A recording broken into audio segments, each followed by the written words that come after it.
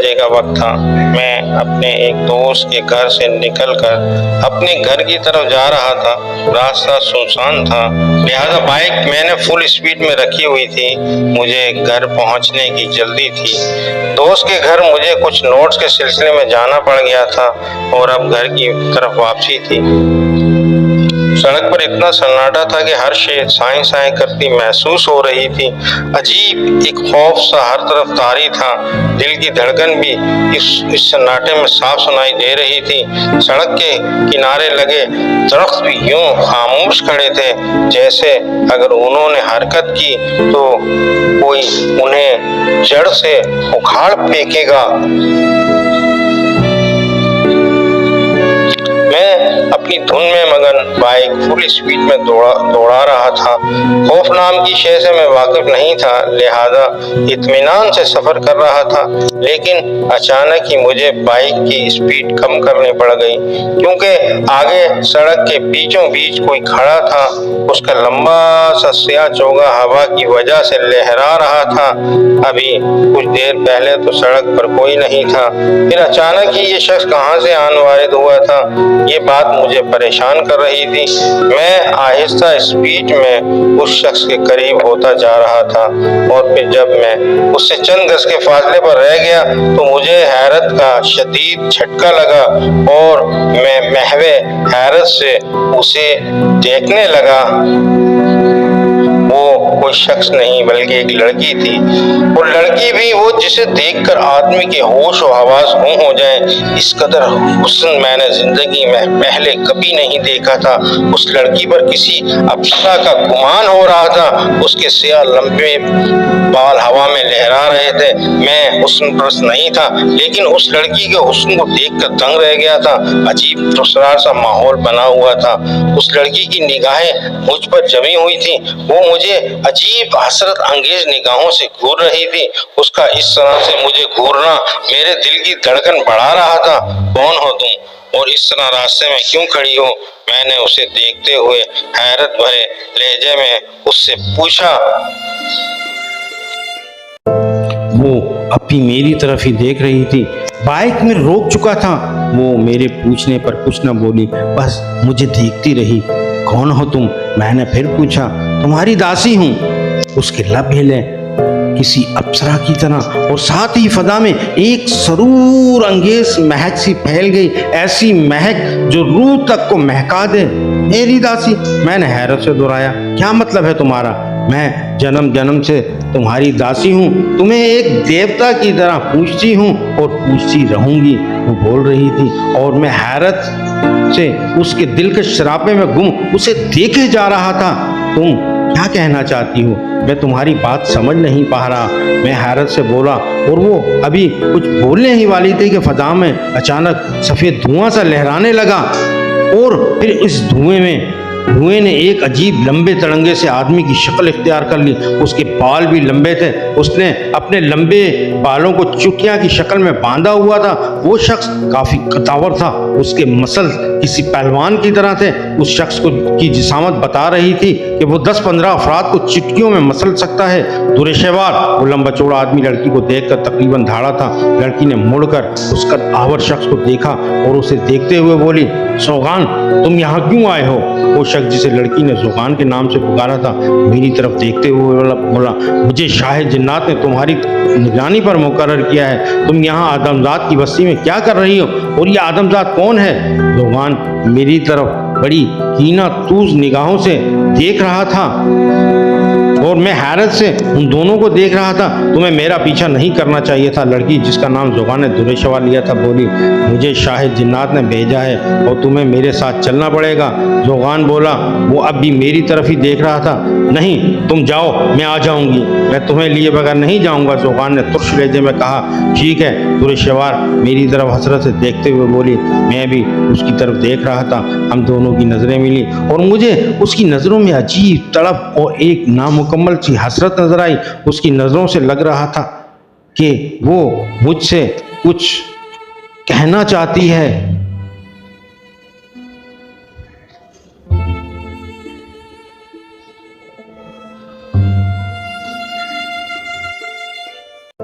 और फिर अचानक ही वो दोनों हवा में यूं तहलील हो गए जैसे वहाँ थे ही नहीं। मैं काफ़ी देर तक अपनी बाइक पर बैठा हैरत से उस जगह को देखता रहा जहाँ कुछ देर पहले जोगान और दूरे शेवार मौजूद थे। थोड़ी देर बाद मैंने अपनी हालत पर काबू पा लिया और फिर मैं बाइक को स्टार्ट करके घर की तरफ चल दिया। मेरा नाम सैयद इब्तिसाम अली शाह है। प्यार से घर वाले और दोस्त वगैरह मुझे सामी के नाम से पुकारते हैं। मेडिकल का फाइनल ईयर का स्टूडेंट हूँ। शक्ल सूरत खुदा ने अच्छी दी है, जिस्मानी तौर पर भी मजबूत हूँ।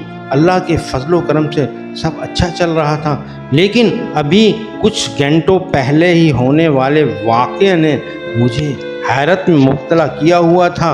मैं घर आ चुका था और अपने बिस्तर पर लेटा गुजरे हुए वाक़यात के बारे में सोच रहा था। सुनसान सड़क पर धुरे शहवार का नजर आना और फिर जोगान का वारिद होना सब कुछ अजीब पुरस्कार सा लग रहा था। फिर उनकी गुफ्तगू से महसूस हो रहा था कि उन दोनों का ताल्लुक इंसानों की बस्ती से नहीं है। तो फिर वो दोनों कौन थे? क्या उनका ताल्लुक जिन्नात से था?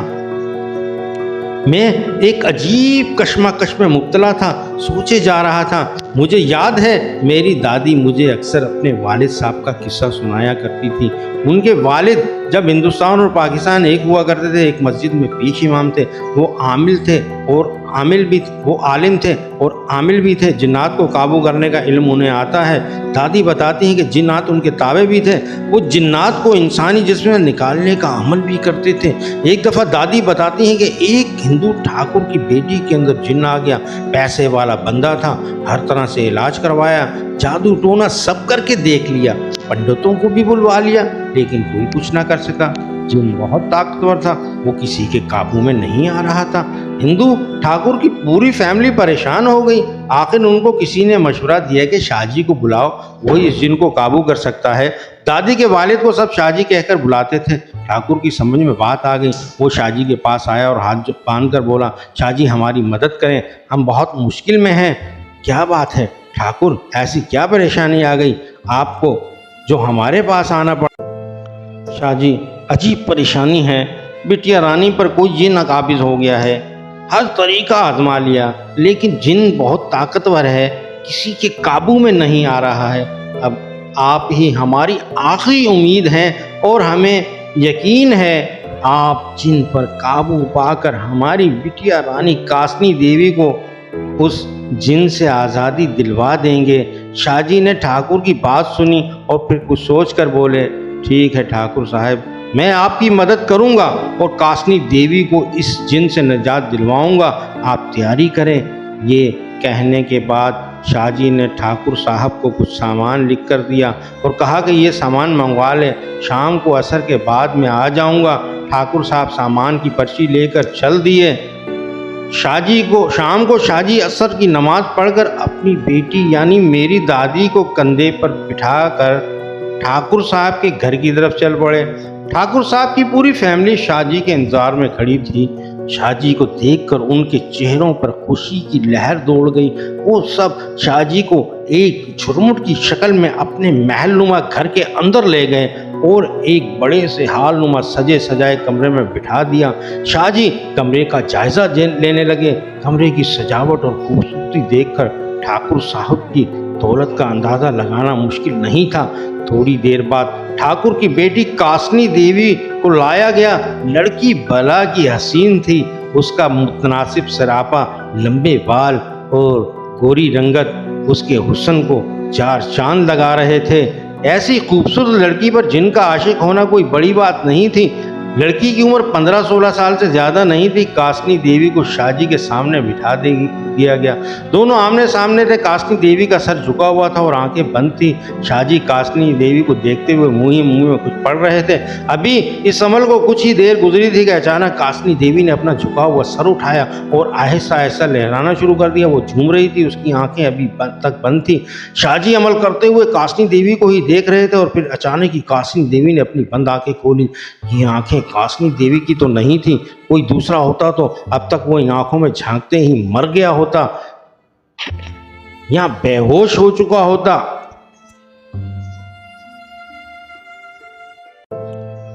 लेकिन ये शाहजी थे, एक दिलेर और बहादुर इंसान। डर नाम की शे जिनके पास भटकने से डरती थी, वो बड़ी बेजिगरी से कासनी देवी की आंखों में झांक रहे थे और अपना अमल मुकम्मल कर रहे थे।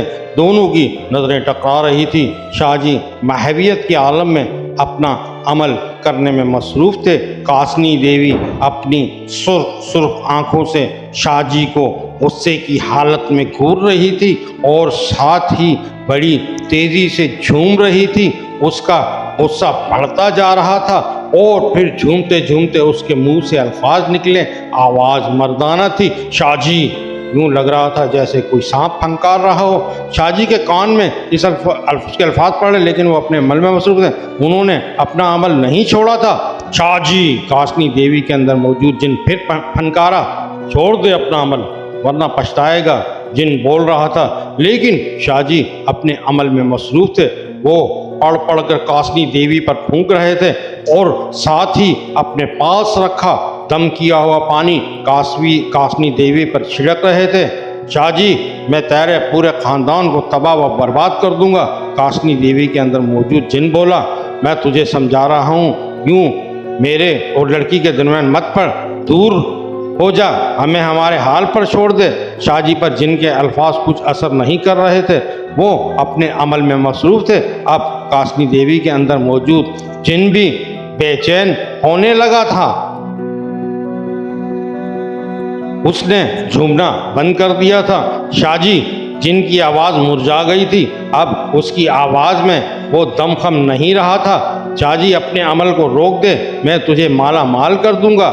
जिन बोल रहा था, लेकिन शाहजी उसकी आवाज़ पर तवज्जो नहीं दे रहे थे। वो मुसलसल अपने अमल में मसरूफ़ थे।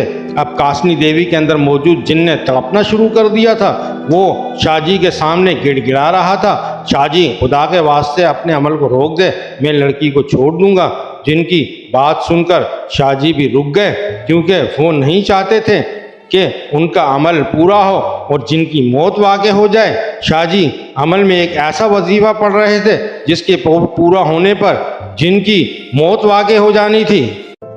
जिन ताकतवर था, इसलिए शाहजी भी अमल में एक ताकतवर वजीफ़ा पढ़ रहे थे। शाहजी बिला वजह किसी की जान नहीं ले सकते थे। ठीक है शाहजी बोले, ठीक है। शाहजी बोले, लड़की को छोड़कर चला जा, मैं तुझे माफ़ करता हूँ और अपना अमल बंद करता हूँ। शाहजी, मैं लड़की को आज़ाद कर रहा हूँ, लेकिन मेरी एक शर्त है। जिन ये कहकर खामोश हुआ तो शाहजी बोले, हम तेरी कोई शर्त नहीं मानेंगे, तू अपने कहे पर अमल कर और लड़की को छोड़ दे। शाहजी, अगर मेरी शर्त नहीं मानी तो मैं मर जाऊंगा, लेकिन लड़की को आज़ाद नहीं करूंगा। मरने के बाद भी मैं लड़की को तंग करूंगा। जिनकी बात सुनकर शाहजी परेशान हो गए और कुछ सोचकर बोले, ठीक है, बता तेरी शर्त क्या है। जिन बोला, मेरी शर्त सिर्फ इतनी से कि ठाकुर से कहो वो गाय के गोश्त की बिरयानी बनाए, वो बिरयानी आप और ये लड़की एक साथ बैठकर खाएं, इसके बाद मैं चला जाऊंगा हमेशा के लिए लड़की को छोड़कर। शर्त छोटी सी थी, लेकिन हिंदू गोश्त नहीं खाते हैं, लेकिन यहाँ मजबूरी थी। बिरयानी तैयार की गई और बड़े से थाल में उनके सामने रख दी गई। कासनी देवी के अंदर जिन मौजूद था, वो गरम गरम बिरयानी यूँ खाने लगी जैसे वो गरम ही ना हो, यानी बिरयानी कासनी देवी के अंदर मौजूद जिन खा रहा था। शाहजी भी आराम आराम से बिरयानी खा रहे थे। कुछ देर बाद बिरयानी ख़त्म हो गई और जिन अपने वादे के मुताबिक कासनी देवी को छोड़कर चला गया। कासनी देवी के घर वाले खुश हो गए। उन्होंने शाहजी की खूब आओ भगत की। ठाकुर ने शाहजी को सोने चांदी के अलावा माल व असबाब देने की कोशिश की, लेकिन शाहजी ने लेने से इनकार कर दिया। वो ठाकुर के घर से निकलकर अपनी बेटी यानी मेरी दादी को अपने कंधे पर बिठाकर अपने घर की तरफ चल दिए। दादी बताती हैं कि अभी वो ठाकुर के घर से आगे कुछ कदम ही चले थे कि उन्हें एक ज़बरदस्त उल्टी हुई। वो दादी को लेकर बड़ी मुश्किल से घर पहुँचे।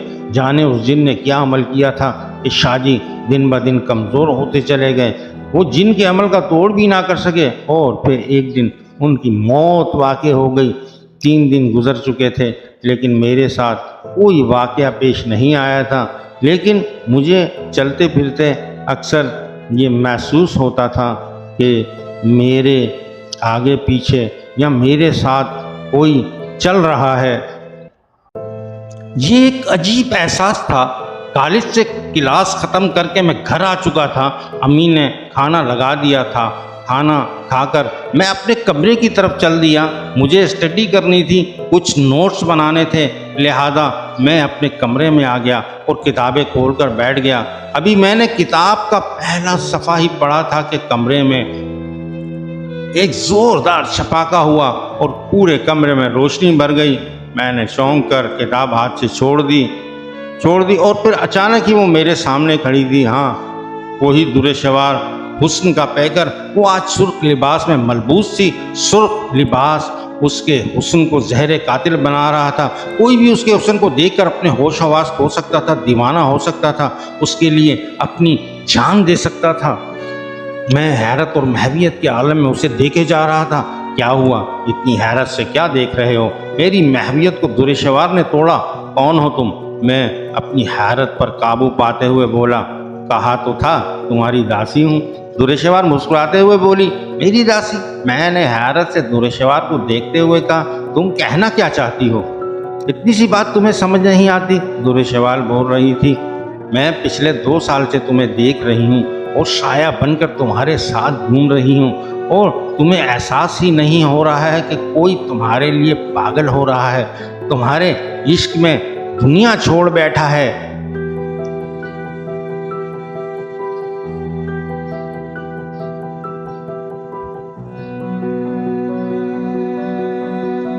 लेकिन तुम हो कौन? दुरेशवार की बात सुनकर मैं बोला, और मेरी दासी क्यों बन बैठी हो? मेरी बात सुनकर दुरेशवार ने एक ठंडी और लंबी सांस खींची। तुम मेरे बारे में जानना चाहते हो? वो मेरी तरफ देख रही थी। हाँ, मैंने कहा, ठीक है, मैं अपने बारे में बताती हूँ। बोलते बोलते दुरेशवार कुछ देर के लिए रुकी। शायद वो कुछ सोच रही थी। फिर उसने बोलना शुरू किया। मेरा नाम दुरेशवार है और मैं शहनशाह जिन्नात की बेटी हूँ। जिनों की बस्ती में हमारा महल है, वहीं मेरी परवरिश हुई। मैं पली बढ़ी, मेरा बचपन गुजरा और फिर जब मैं जवान हुई तो मेरे दिल में ख्वाहिश पैदा हुई कि मैं इंसानों की बस्ती में जाऊं, उनका रहन सहन देखूं, उनके जीने के तौर तरीके देखूं। वो क्या खाते हैं, क्या पीते हैं, उनके रिश्ते कैसे हैं, उनकी मोहब्बत कैसी है, नफ़रत कैसी है। मैं ये सब जानना चाहती थी।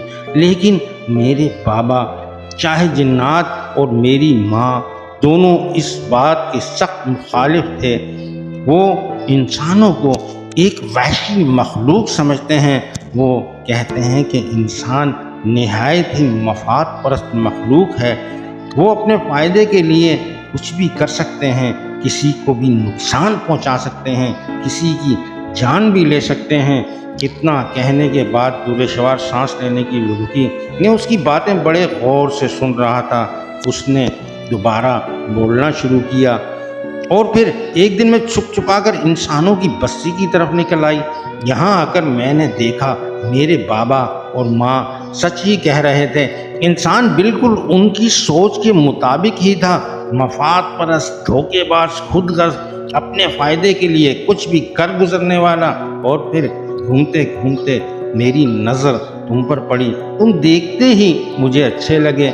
मैं तुम्हारे साथ रहने लगी, तुम्हें परखने लगी। तुम मेरी हर कसौटी पर पूरे उतरे।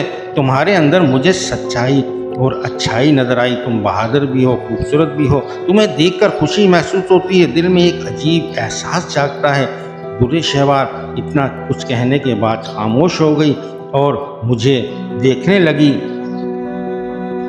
मैं भी उसे देख रहा था। उसने दोबारा बोलना शुरू किया, और उस दिन जब तुम रात के वक्त बाइक पर जा रहे थे, मुझसे रहा ना गया और मैंने खुद को तुम पर जाहिर कर दिया। अभी मैं तुमसे बातें कर ही रही थी कि ज़ोगान आ गया और मुझे अपने साथ ले गया। ये सब बताकर दुरेशवार खामोश हो गई। ये ज़ोगान कौन है? ज़ोगान? दुरेशवार बोली, वो मेरा चचाजाद है। नहायत ही ताकतवर जिन है और मुझसे शादी का ख्वाहिशमंद है। दुरेशवार रुकी और फिर बोली, लेकिन मैं तुम्हारी मोहब्बत में गिरफ्तार हूँ। तुम्हारे अलावा मैं किसी और के बारे में सोच भी नहीं सकती। वो मेरी तरफ देख रही थी। उसकी नज़रों में मौजूद मोहब्बत को मैं महसूस कर रहा था। मेरी समझ में नहीं आ रहा था कि मैं उससे क्या कहूँ। उसने मुझे परेशान कर दिया था। माना वो भला की हसीन थी, उस पर जान लुटाई जा सकती थी, उसके लिए दुनिया छोड़ी जा सकती थी, लेकिन थी तो वो जिनज़ादी। एक इंसान और जिनज़ादी का रिश्ता समझ से बालातर था। देखो दुरेशवार, मैं दुरेशवार को समझाते हुए बोला, मैं एक इंसान हूँ और तुम एक जिनज़ादी। तुम्हारा और मेरा ताल्लुक़ कैसे बन सकता है? तुम्हें ये बात समझनी चाहिए। तुम्हारे रास्ते अलग हैं, मेरे रास्ते अलग हैं, हम एक नहीं हो सकते। मैं उसे समझा रहा था, लेकिन वो मेरी बात समझना ही नहीं चाहती थी। उसने रोना शुरू कर दिया और मैं उसके रोने पर बेचैन हो उठा। मेरी समझ में नहीं आ रहा था कि मैं उसे कैसे समझाऊं। तुम जो भी सोचो, मैं कुछ नहीं जानती, दुरेशवार रोते हुए बोली। मैं तुम्हारे बगैर नहीं रह सकती। वो भीगी आंखों से मुझे देख रही थी और मैं परेशान सूरत लिए उसे देख रहा था। दोनों खामोश से, और फिर अचानक ही दोबारा रोशनी का झमाका हुआ और ज़ोगान जिन रोशनी के झमाके से नुमादार हुआ। ज़ोगान जिन को देखते ही मैं और दुरेशवार दोनों परेशान हो गए। दुरेशवार ने रोना बंद कर दिया। हम दोनों हैरत से ज़ोगान जिन को देख रहे थे और ज़ोगान जिन हम दोनों को घूर रहा था। तुम यहाँ क्यों आए हो? इस बार दुरेशवार को गुस्सा आ गया था और वो निहायत गुस्से में बोली थी,